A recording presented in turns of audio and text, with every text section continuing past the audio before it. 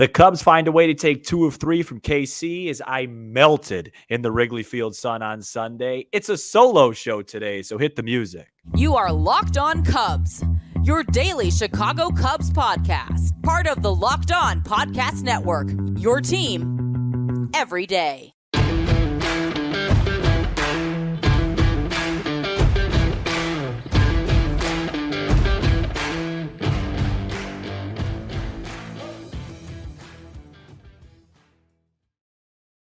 You are Locked On Cubs, part of the Locked On Podcast Network, your team every day. I'm Sam Olber. Please support the show by following on your preferred audio platform, and you can watch, subscribe, and leave a comment on YouTube. Thanks so much for making us your first listen. We are lifelong fans taking our passion into a discussion with you on all things Cubs. This episode is presented by Game Time. Download the Game Time app, create an account, and use code LOCKEDONMLB for $20 off your first purchase. Last minute tickets, lowest price, guaranteed. Well, hope everybody is doing well on this Monday morning, Monday afternoon, wherever you're listening. If you missed Friday's episode and wonder why I am doing the show by myself, Matt will be back in 2 weeks. He's taking 2 weeks off. He talked about it on Friday's show. If you want to catch that, he will be back soon. There is a lot to get to on today's episode. Tucker Barnhart was DFA'd on Saturday, and that'll probably be the last time I talk about Tucker Barnhart on this beautiful show because, that's it. That's it with him. It was time. And, for those that don't know, Tucker and I have a little bit of a history. I had a little infamous viral tweet, his only home run of the year. Go back, check that out. It wasn't great. The Cubs were able to take care of business this weekend, just enough. They won 2 out of 3 against Kansas City. Let's work backwards. Sunday's game, I was there. It was very hot. Kyle Hendricks was tremendous. More on him in a bit. Huge home runs from Seiya Suzuki and Miguel Amaya were the difference. Adbert was a little shaky late, but did just enough to hold on. Cubs win 4-3. Saturday's affair, very similar. Steele was very solid. Couple big home runs from Cody Bellinger. Cubs bullpen a little bit shaky late. They do just enough to hang on. And Friday's game was an unmitigated disaster because of the lineup and where Patrick Wisdom was playing. Check out my post-game Twitter video from that, or X video, or whatever the heck it's called at this point. That was really rough, and I'll talk about that. It was a very weird homestand, very weird weekend. But overall, the Cubs, I think, did a good enough job. Some takeaways from the weekend. There's this stigma around Kyle Hendricks. Maybe that's not the right word. Maybe it is, where I keep seeing and getting texts and tweets of, hey, I'm tired of watching Kyle Hendricks pitch, or Kyle Hendricks isn't the same guy he once was. And that's probably true. But folks, when he came back in May, we talked about it on this very show. The goal for Kyle Hendricks was to be a solid enough 5th starter. He has made 17 starts for the Chicago Cubs National League Ball Club. In 14 of those 17 starts, he's allowed 3 runs or less. That is exceeded expectations. Not meets, exceeded expectations. In 14 of 17, whatever percentage that is, probably like 83%. And 83% of his starts, he's given the Cubs a great chance to win baseball games. His ERA is always going to be a little bit elevated because when he's bad, he's awful. Okay, it's like that song. I think, was it Eminem? Feel so ashamed. When he's bad, he's awful. Okay, but 14 out of 17, 3 runs or less, sign me up every single time. He was tremendous on Sunday.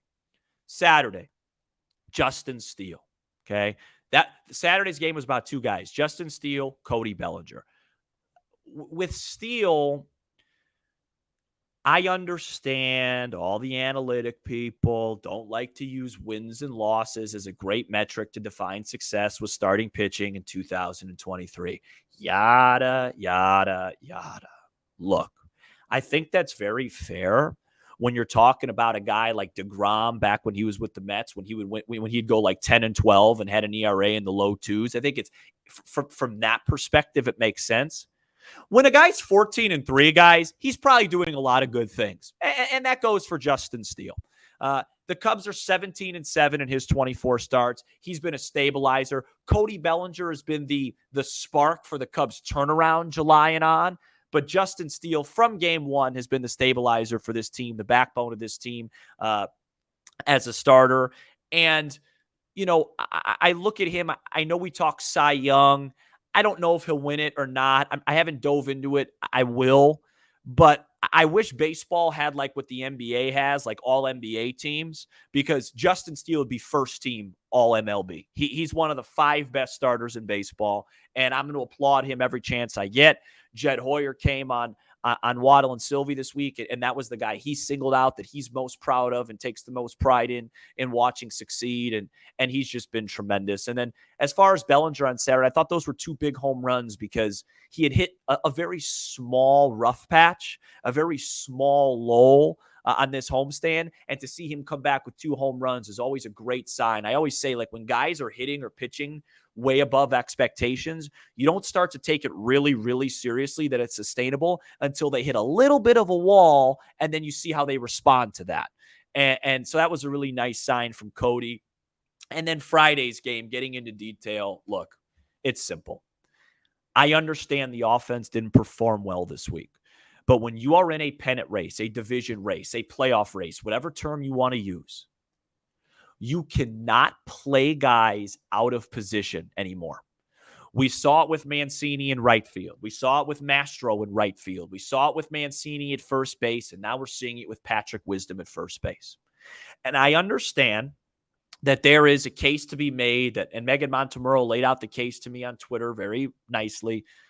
Hey, they really like Patrick Wisdom's bat against his swing path against certain pitchers, right? And Reagan's of the Royals was one of them. That's fine.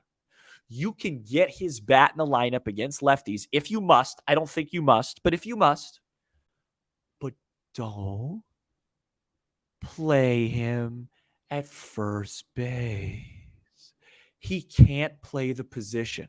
Okay. The only guy on this team that plays first base at an adequate major league level is Cody Bellinger. And you lose his glove in center field because of it. And Tauchman plays out there and he's fine. But that's who should be playing first base most of the days. Wisdom can't do it.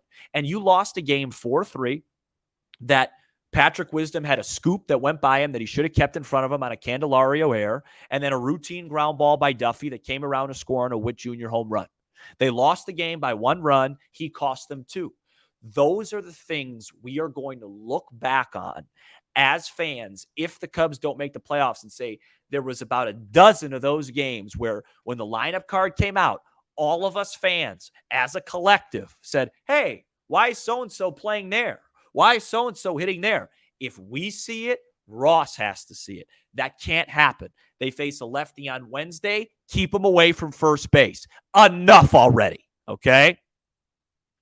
As far as the homestand as a whole goes, it's kind of a confusing one to diagnose, right? Because Matt and I came on the show and thought to ourselves, hey, 4-1 should be the goal here. And then you drop game 1 against the Sox. You have the dramatic win. And then you lose the game I just talked about and then win both on the weekend. Here's how I would encourage you to look at this homestand. It's kind of like when you have a stud pitcher that comes out of the pen his first inning and you could just tell he doesn't have it today. Command's not good, giving up hard contact, and it looks like it could be a really rough outing. But at the end, he finds a way to salvage 6 innings, gives you 3 earned, and gives you a chance to win. Kind of like what Kyle Hendricks has been doing. That's kind of how I would dissect and diagnose this Cubs homestand. It wasn't pretty. They did not play good baseball. The offense was quiet for the most part. The starting pitching was very solid. Bullpen was okay. Defense wasn't great. Base running wasn't great. Managing wasn't great. And you found a way to avoid a disaster. 2-3 would have been a train wreck. You found a way to win 3 out of 5. I'm going to talk about the rest of the division in a bit. You didn't really gain the ground you would have liked to on Milwaukee, but you avoided a really bad homestand. And this Cubs team, has so many ebbs and flows to it. The highest of highs, the lowest of lows. It was nice to see just a week where, you know what, the bats weren't great. Saturday was probably their best day, and they still found a way to win 3 out of 5 games. And I'm not thrilled about it. And I know if you want to play devil's advocate, you could say, well, Sam, they didn't really gain any ground. And even though they survived, like you said, like a pitcher giving you a chance to win, this is the time of the year they needed to really make their mark and make their hay. Fair point. Fair point. But what I'll say is it could have been a lot worse. And now you still have 7 more games this week against 2 teams that are worse than you to make up for it. So that's kind of how I would, look at the homestand, feel about the homestand. It wasn't great, but probably good enough.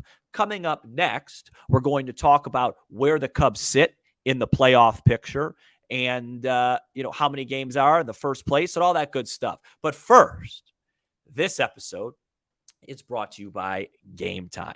Buying tickets to your favorite events shouldn't be stressful.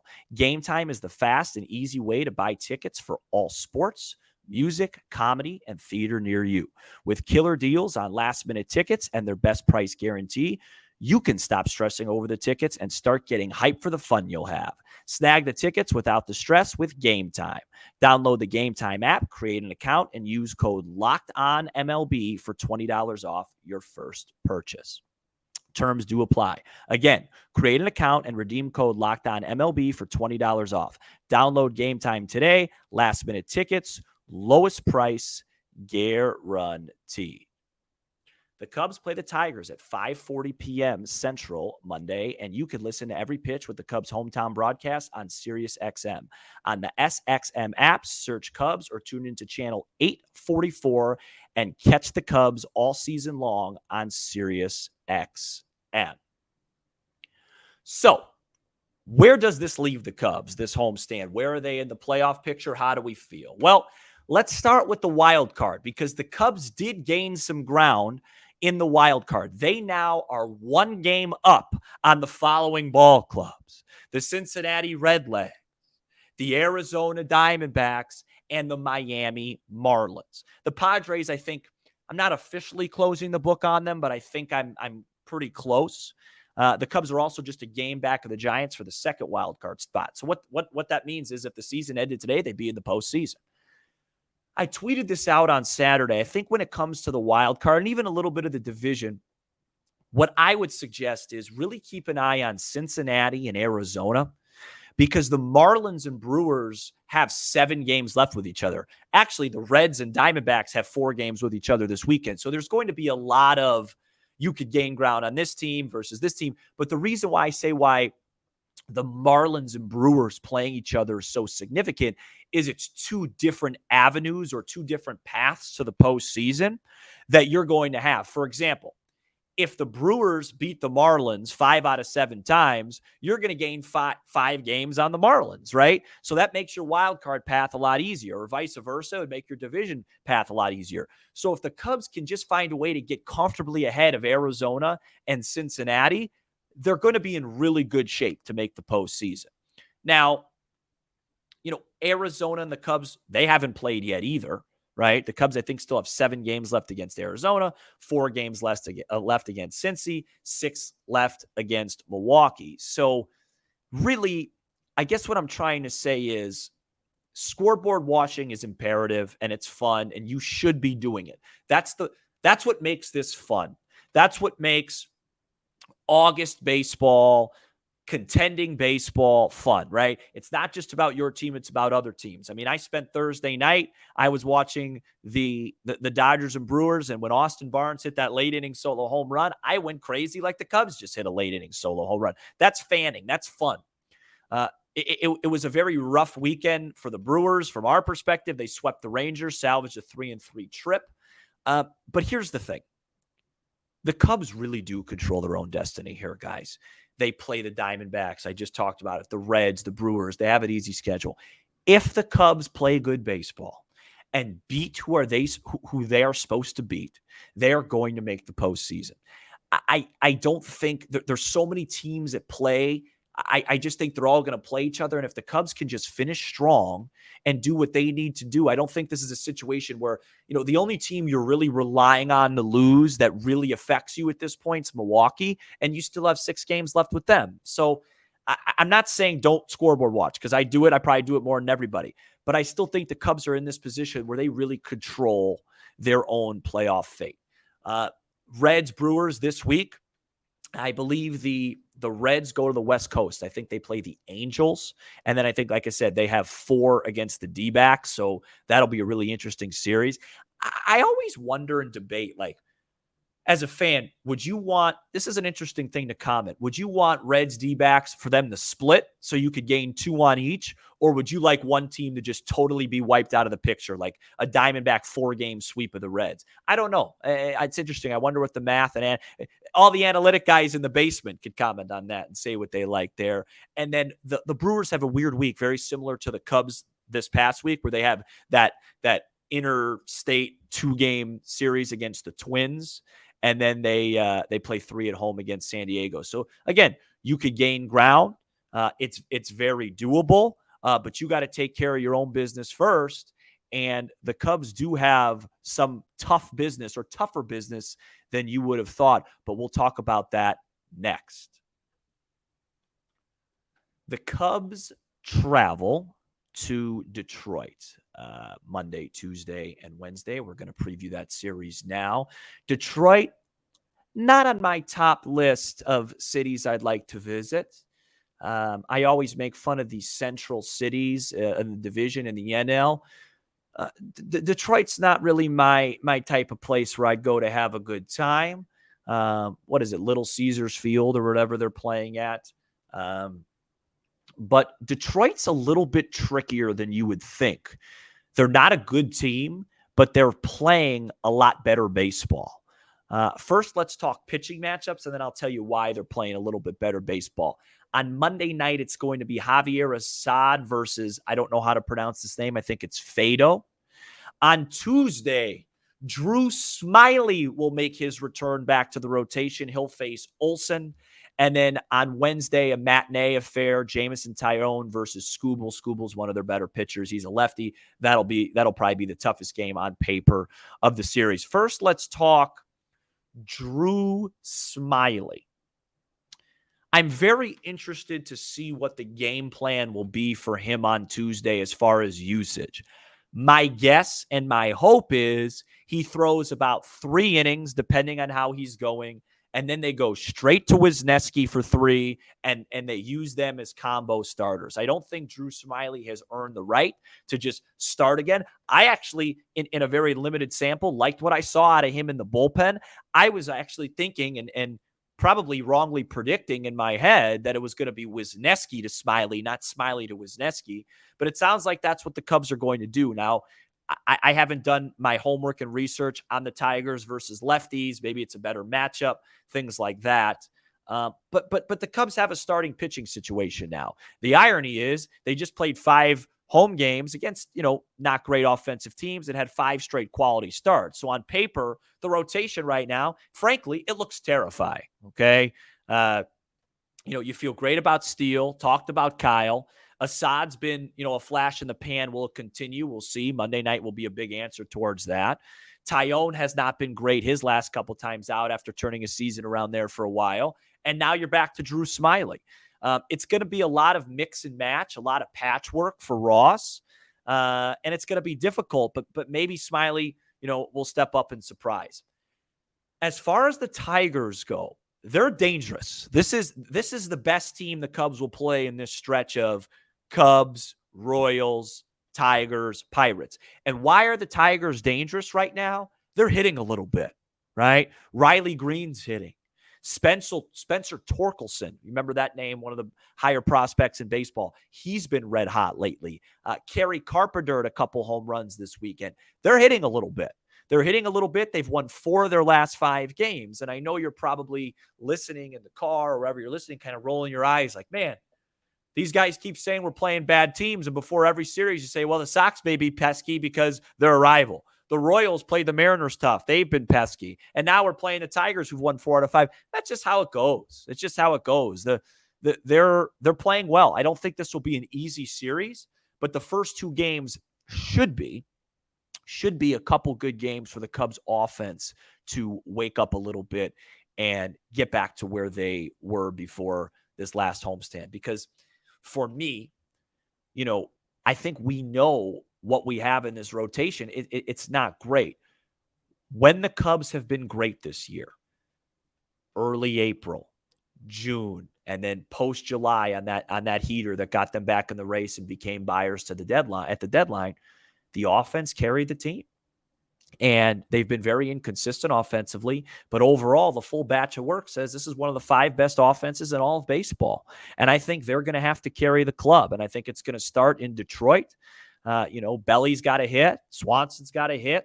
Nico's got a hit. Talkman's even been a little bit quiet here this last week or so. Need him to get on base at a high clip, and the Cubs should be fine. I think going into this week, it's very simple. Take 2 out of 3 in Detroit. Take 3 out of 4 in Pittsburgh. 8-4 out of the 12 games after starting out 1-2. You'll take that all day. So I hope you guys are going to enjoy the solo stuff. I said at the beginning, I may bring on a guest or two. I will probably go live, plan for a live on Tuesday night. I don't think I'm going to go live Monday night unless something kind of crazy, unless Assad throws a perfecto. I'll probably go live Tuesday night. Wednesday's a matinee. And then maybe even another live show. I'd like to go live once a week at least. And on those lives, it'll be really fun because I'd like to interact with the audience and answer some chats and just kind of have fun with it the second half of the show. I think that'll be fun. So I think the Cubs are in a good place, guys. I know this homestand wasn't exactly what we hoped. I think we all hoped for 4-1, 5-0, but hey, sometimes you got to find a way to just stay alive and sneak in wins when you're not playing your best baseball. And that's what I think the Cubs did this week. I want to give a shout out to the everydayers who are with us all 5 episodes throughout the week. And you can become an everydayer by checking us out each and every weekday. Please hit that like button for the algorithm, like Matt says. Be sure to hit the subscribe button for Locked On Cubs on YouTube. And we are also on Apple, Spotify, and wherever you get your podcasts and streaming on SiriusXM. I'm Sam Olber, and this has been a solo edition of Locked On Cubs.